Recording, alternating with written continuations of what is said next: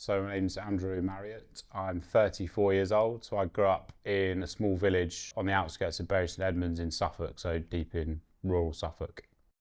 I think my dad himself didn't know a great deal about his heritage. He knew that his biological father was an African-American soldier who was stationed in the village during the Second World War, and he'd gone back to the States, and there had never really been any attempt to trace him because they didn't have the means, the technology, kind of didn't have the will because they didn't know what they might uncover or who they might upset on the other side. So it wasn't some great big hush-hush secret. It was just kind of accepted that, yeah, Dad's dad was an African-American, and that was kind of as far as it went. He was very lucky that he grew up in a really supportive, loving family where his grandparents and an auntie and uncle just doted on him completely. So he's probably had a slightly different and very lucky story compared to a lot of experiences that some people had. So basically, he knew that his dad was a GI. We had 3 photographs of my grandfather. So his name was William Ellis, or Willie Ellis. So 3 photographs of him in uniform that he had actually sent back to my dad and my grandma when he was in France, and it addressed my dad as, you know, my dad's name's Eldridge, so to baby Eldridge, and it was written from France. That was kind of the only real contact that I'd ever had. So had these 3 black and white photographs, and he was absolutely identical to my dad, absolutely identical. And I remember finding these pictures and asking mum, like, why is dad, you know, at that age, like, why is dad in an army uniform? And it was, no, that's your grandfather. And you know, at that age, you just cannot join the dots with that at all. So yeah, like I say, it wasn't something like, you know, hush hush, we don't talk about that. It was just part of the story of the family, I guess. I think there'd been obviously a nagging curiosity my whole life, because it was interesting, right? You know, you can't quite join the pieces together about, you know, why I have my dad's black and, you know, in rural Suffolk. So there'd always been an underlying question mark around the whole thing. And I think it was just a lucky series of events. I guess the initial catalyst to go, right, we really need to do something about this was from seeing a documentary with Terry in it and reference made to Lucy's work. And it just seemed like, right, well, there is, you know, we're not the only ones, if that makes sense. So that was really the catalyst for getting it started. And I think there was an awareness at that point, like, no one's getting any younger, and this will only get harder. If I wait until I'm 60, 70 years old, you know, it makes the whole thing even more difficult.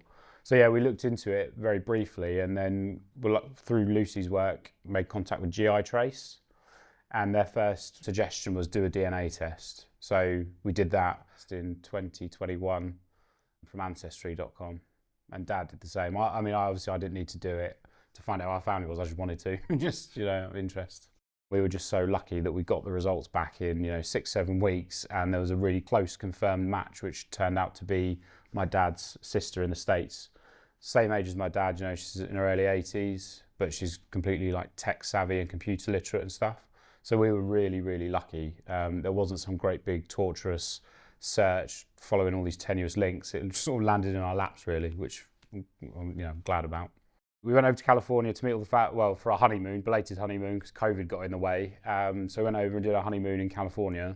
So we met all the family whilst we were over there, found out, you know, that he'd come back from the war, and basically he'd just been a real, like a family man. You know, he'd worked sort of relatively humble jobs, but was there for his family and just kept a really nice home, you know, was involved in the church. Yeah, he'd just had a very sort of happy, settled life for the majority of it.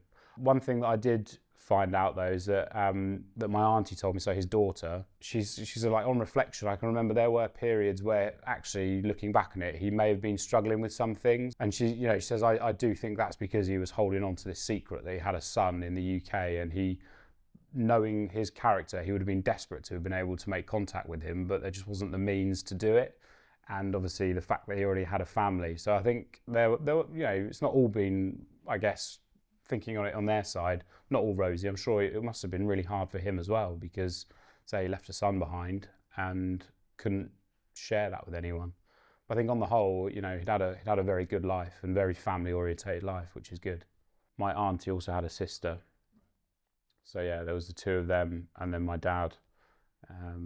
Yeah, but it was really cool when we went over to California, because my auntie obviously inherited the house that he had, but my cousin actually, they sort of did a house swap. My cousin lives in it and she bought him a house because it was just a better arrangement. It's a family home and she lives in like a little, in a sort of an apartment, you know, because she's, you know, a single lady in her 80s, you know, she doesn't need a big house.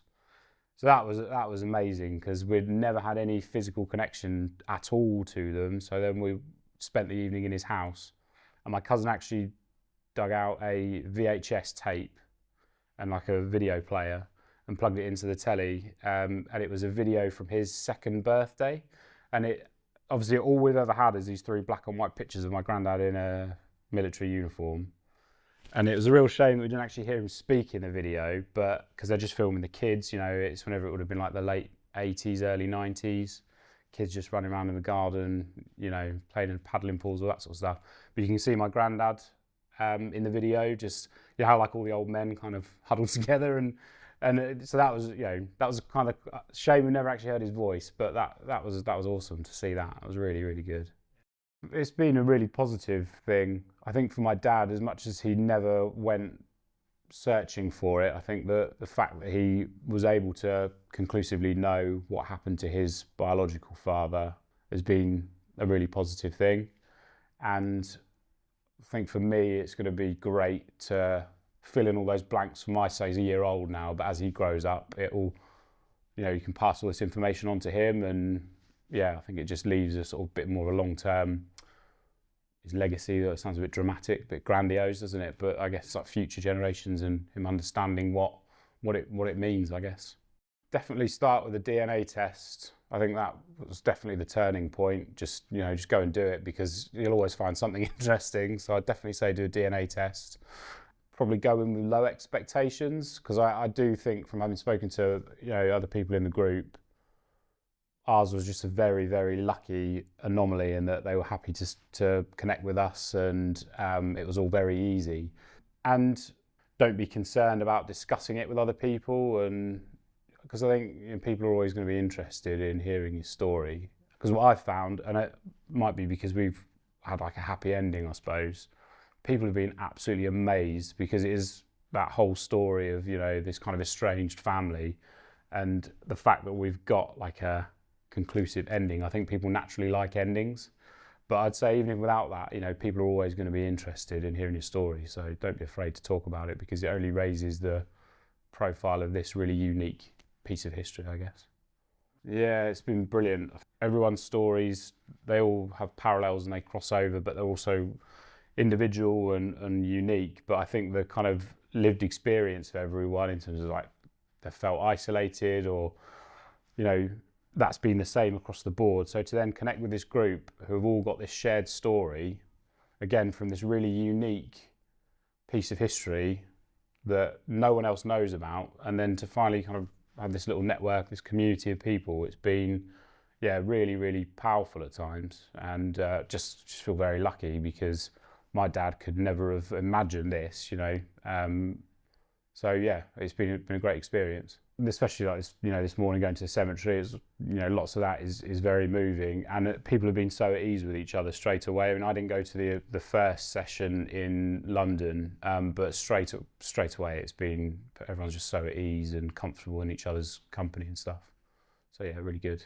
I think the biggest thing for me, I'd love to see this story told, this thing that happened at a really amazing time in world history, obviously a tragic time in the Second World War, but this story that happened, I'd love for that to be a bit more sort of in common knowledge. So some kind of permanent, I don't know, installation somewhere, or out into the regional places like where I grew up, you know, because tiny village in rural Suffolk where this amazing thing happened, the friendly invasion, you would have no idea that ever happened. And not just like the Black GIs, but, you know, the fact that there was all the white soldiers over there as well. I mean, it's just mind-blowing to think that all of that was happening, but there's no mark of it anywhere. So I'd love to see some kind of permanent reminder to people that this story happened in these hotbeds where it was more prevalent. I think that'd be a massive legacy and really positive thing, because it'll only raise more questions for people to do their own research and all that kind of stuff.